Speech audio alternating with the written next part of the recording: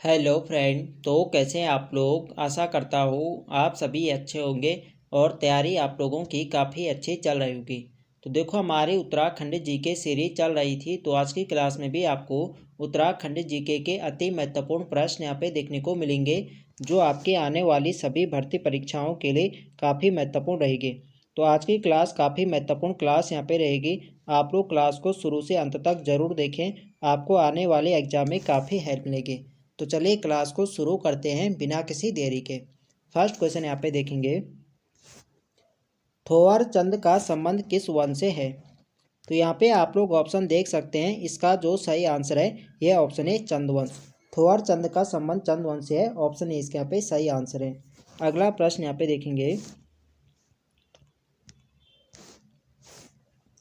Report on Kumaon व गढ़वाल के लेखक डब्ल्यू फ्रेजर ने हर्षदेव जोशी के विवरण के आधार पर चंद वंश का संस्थापक किसे माना है। तो रिपोर्ट ऑन गढ़वाल व कुमाऊं के लेखक डब्ल्यू फ्रेजर ने हर्षदेव जोशी के विवरण के आधार पर चंद वंश का संस्थापक किसे माना है। तो इसका जो सही आंसर है यह ऑप्शन बी थोवरचंद। डब्ल्यू फ्रेजर ने हर्षदेव जोशी के विवरण के आधार पर चंद वंश का संस्थापक थोवरचंद को माना है, बी इसके यहाँ पे सही आंसर है। अगला प्रश्न यहाँ पे देखेंगे, चंद वंश का संस्थापक कौन था। तो चंद वंश का संस्थापक थे सोमचंद, ये आपको ध्यान रखना है। और डब्ल्यू फ्रेजर ने हर्षदेव जोशी के विवरण के आधार पर किसे माना है, तो ये माना है थोवरचंद को, ये आपको ध्यान रखना है। अगला प्रश्न है हमारा, कुमाऊं का प्रथम स्वतंत्र शासक कौन था हर्षदेव जोशी के अनुसार। तो कुमाऊं का प्रथम स्वतंत्र शासक कौन था हर्षदेव जोशी के अनुसार, ये बताना है।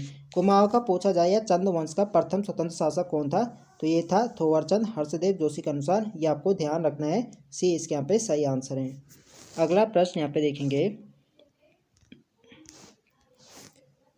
थोवरचंद का उत्तराधिकारी शासक कौन था। तो इसका जो सही आंसर है यह ऑप्शन है कल्याण चंद प्रथम। थोवरचंद का जो उत्तराधिकारी शासक था ये कल्याण चंद प्रथम थे, ऑप्शन ए इसके यहाँ पे सही आंसर है। अगला प्रश्न यहाँ पे देखेंगे,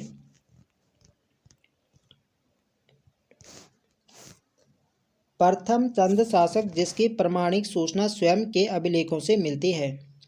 तो यहाँ पे आप लोग ऑप्शन देख सकते हैं बताने के, प्रथम चंद शासक कौन थे जिसकी प्रमाणिक सूचना स्वयं के अभिलेखों से मिलती है। तो इसका जो सही आंसर है यह ऑप्शन बी अभय चंद। अभय चंद चंद वंश का ऐसा शासक है जिसकी जानकारी स्वयं के अभिलेखों से मिलती है, ये आपको ध्यान रखना है। अगला प्रश्न यहाँ पे देखेंगे, चंद वंश का 29वां शासक ज्ञानचंद का शासन काल था। तो ज्ञानचंद चंद वंश के एक महत्वपूर्ण शासक हैं, और आपको ध्यान रखना है जो ज्ञानचंद है ये चंद वंश के कौन से नंबर के शासक थे, ये थे आपके 29वें नंबर के शासक थे ज्ञानचंद। तो डायरेक्ट क्वेश्चन पूछा जा सकता है ज्ञानचंद चंद वंश के कौन से नंबर के शासक थे, तो 29वें नंबर के शासक थे। तो इनका जो कार्यकाल था ये था 1365 से 1420।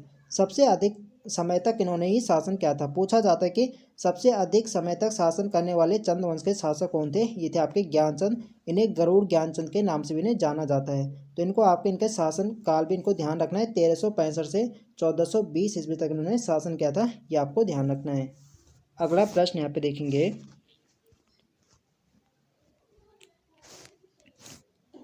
पहला चंद शासक जो दिल्ली दरबार में गया था। तो पहला चंद शासक कौन था जो दिल्ली दरबार में गया था, तो ये था आपका ज्ञानचंद, गरुड़ ज्ञानचंद। गरुड़ ज्ञानचंद ही दिल्ली दरबार ये गए थे फिरोज शाह तुगलक के समय। फिरोज शाह तुगलक के समय ये मूल्यवान वस्तु लेकर गए थे, और फिरोज शाह तुगलक ने ही ज्ञानचंद को गरुड़ की उपाधि दी थी, तभी से इन्हें गरुड़ ज्ञानचंद के नाम से जाना जाता है, ये आपको ध्यान रखना है। अगला प्रश्न यहाँ पे देखेंगे, दिल्ली सल्तनत के किस शासक ने ज्ञानचंद को गरुड़ की उपाधि दी थी। तो ये दी थी फिरोज शाह तुगलक ने, ऑप्शन ए इसके यहाँ पे सही आंसर है। अगला प्रश्न यहाँ पे देखेंगे, गरुड़ किस चंद शासक का राजसिंह था। तो गरुड़ किस चंद शासक का राजसिंह था, तो ये था ज्ञानचंद। ज्ञानचंद का राजचिन्ह क्या था, गरुड़ था, ऑप्शन सी इसके यहाँ पे सही आंसर हो जाएगा। और चंद वंश का राजचिन्ह क्या था, तो चंद वंश का पूछा जाए तो चंद वंश का जो राजचिन्ह था ये गाय था, ये आपको ध्यान रखना है। अगला प्रश्न यहाँ पे देखेंगे, गौबासा ताम्रपत्र का संबंध किससे है। तो यह एक प्रीवियस ईयर प्रश्न है, ये एग्जाम में पूछा गया प्रश्न है, गौबासा ताम्रपत्र का संबंध किससे है। तो गौबासा ताम्रपत्र का जो संबंध है यह गरुड़ ज्ञानचंद से। ऑप्शन ए इसके यहाँ पे सही आंसर है। अगला प्रश्न यहाँ पे देखेंगे, कुमाऊं इतिहास में पवाड़ों के लिए प्रसिद्ध चंद शासक कौन था? तो कुमाऊं इतिहास में पवाड़ों के लिए प्रसिद्ध चंद शासक कौन था? तो ये थे भारती चंद। ऑप्शन बी इसके यहाँ पे सही आंसर है। अगला प्रश्न यहाँ पे देखेंगे,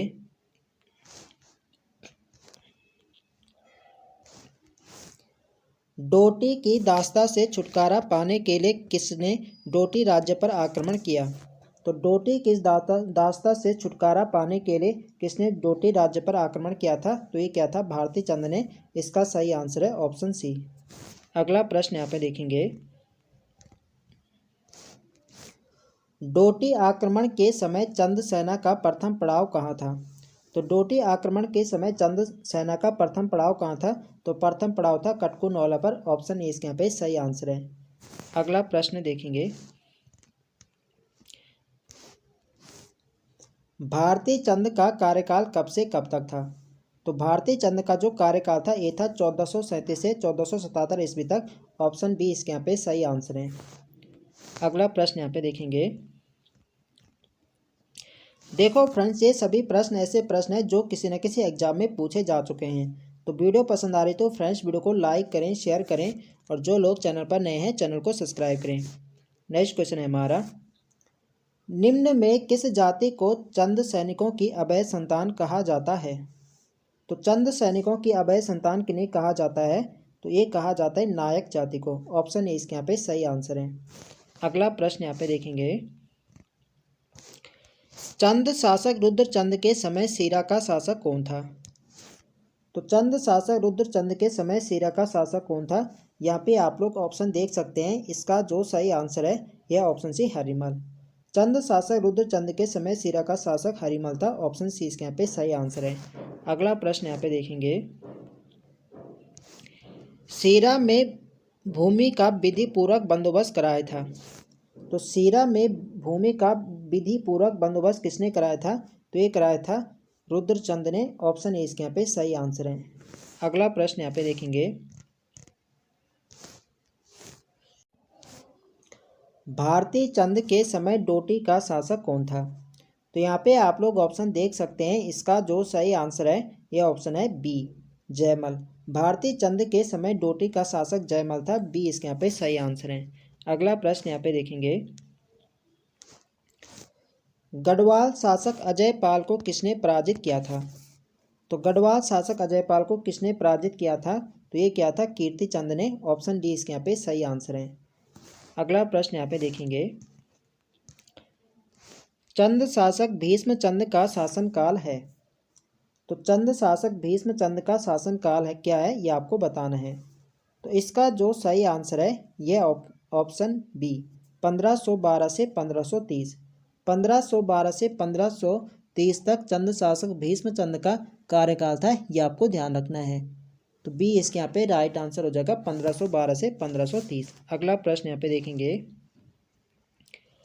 अल्मोड़ा जनपद में स्थित खगमरा किले का निर्माण कराया था।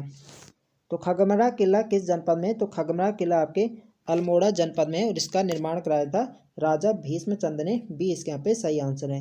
तो डायरेक्ट क्वेश्चन पूछा जाए कि खगमरा किले किस जनपद में? तो खगमरा किला आपके अल्मोड़ा जनपद में है और इसका निर्माण कराया था भीष्मचंद ने। अगला प्रश्न यहाँ पे देखेंगे,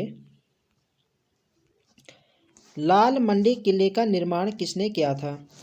तो लाल मंडी किला ये भी आपके अल्मोड़ा जनपद में, इसे फोर्ट मोयरा किला के नाम से भी जाना जाता है। लाल मंडी पूछा जाए या फोर्ट मोयरा किला, ये आपके अल्मोड़ा जनपद में है और इसका निर्माण कराया था कल्याण चंद ने। ऑप्शन बी इसके यहाँ पे सही आंसर हो जाएगा। अगला प्रश्न यहाँ पे देखेंगे, मुगल सम्राट अकबर के समकालीन चंद शासक कौन थे? तो मुगल सम्राट अकबर के समकालीन चंद शासक कौन थे? तो इसका जो सही आंसर है यह ऑप्शन बी, रुद्रचंद। अकबर के समकालीन रुद्रचंद थे। ऑप्शन बी इसके यहाँ पे सही आंसर है। अगला प्रश्न यहाँ पे देखेंगे, रुद्रचंद ने अकबर की अधीनता कब स्वीकार की थी? तो रुद्रचंद ने अकबर की अधीनता कब स्वीकार करी थी? तो रुद्रचंद ने जो अकबर की अधीनता स्वीकार करी थी ये करी थी 1587 में। और इसने अकबर से कब इसका मिलन हुआ था? तो रुद्रचंद ने अकबर से जो भेंट करी थी ये करी थी लाहौर में 1588 में। 1587 में इसने इसकी अधीनता स्वीकार करी थी अकबर की, और 1588 में लाहौर में इनकी भेंट होती है, ये आपको ध्यान रखना है। अगला प्रश्न यहाँ पे देखेंगे, रुद्रपुर नगर की स्थापना किनके द्वारा की गई? तो रुद्रपुर नगर की जो स्थापना करी थी ये करी थी राजा रुद्रचंद ने। ऑप्शन डी इसके यहाँ पे सही आंसर है। अगला प्रश्न यहाँ पे देखेंगे, देखो फ्रेंड्स वीडियो पसंद आ रही तो फ्रेंड्स वीडियो को लाइक करें, शेयर करें, और जो लोग चैनल पर नए हैं चैनल को सब्सक्राइब करें। नेक्स्ट क्वेश्चन है हमारा, किस चंद शासक ने गढ़वाल के सरोला ब्राह्मणों की भांति कुमाऊं में चौथानी ब्राह्मणों की मंडली बनाई? तो कुमाऊं में चौथानी ब्राह्मणों की मंडली किसने बनाई थी? तो ये बनाई थी रुद्रचंद ने। ऑप्शन ए इसके यहाँ पे सही आंसर है। अगला प्रश्न यहाँ पे देखेंगे, किस राजा को रुद्रचंद ने तिब्बती या कस्तूरी हिरण की खालें भेंट की? तो किस राजा को रुद्रचंद ने तिब्बती या कस्तूरी हिरण की खालें भेंट करी थी?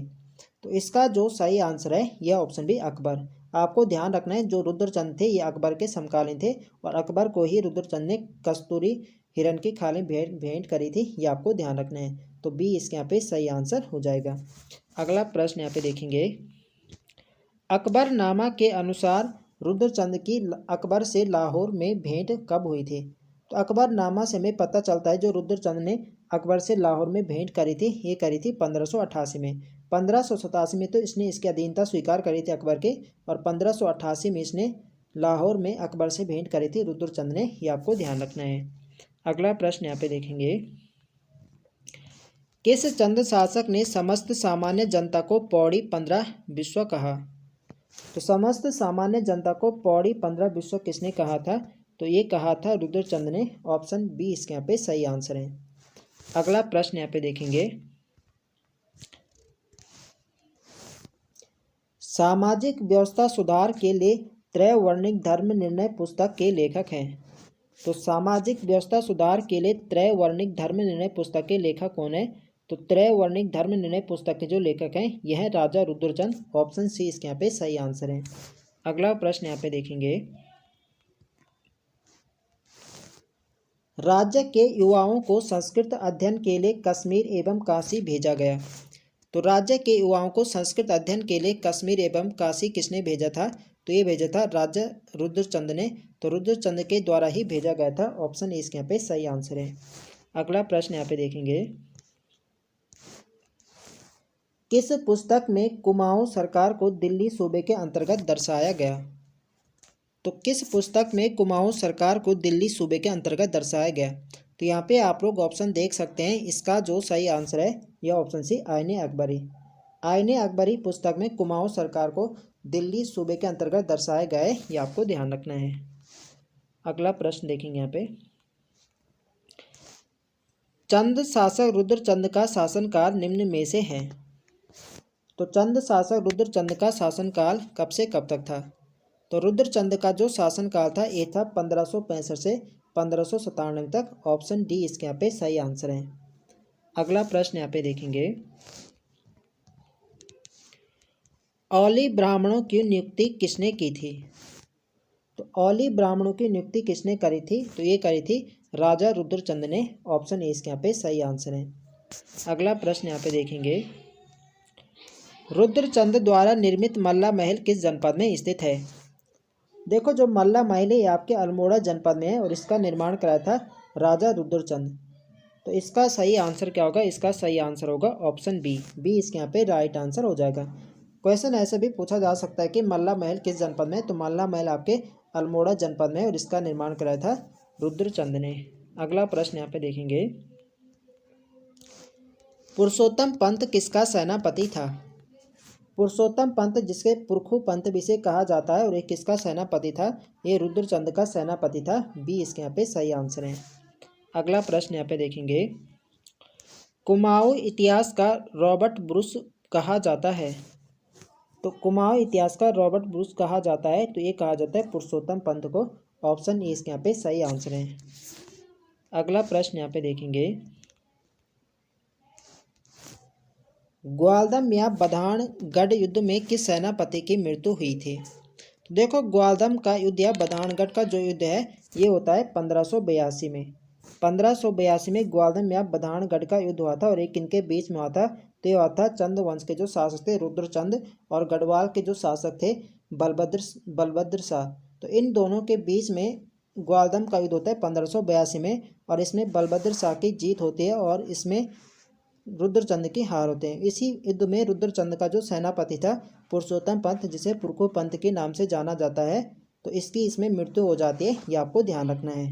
तो इसका सही आंसर क्या होगा? ये होगा ऑप्शन बी, पुरुषोत्तम पंत ग्वालदम या बधानगढ़ के युद्ध में इसकी मृत्यु होती है, ये आपको ध्यान रखना है। अगला प्रश्न यहाँ पे देखेंगे। तो आज के लिए बस यहाँ पे इतने ही प्रश्न हैं। तो आई होप आप सभी को वीडियो पसंद आए तो फ्रेंड्स वीडियो को लाइक करें, शेयर करें और जो लोग चैनल पर नए हैं चैनल को सब्सक्राइब करें।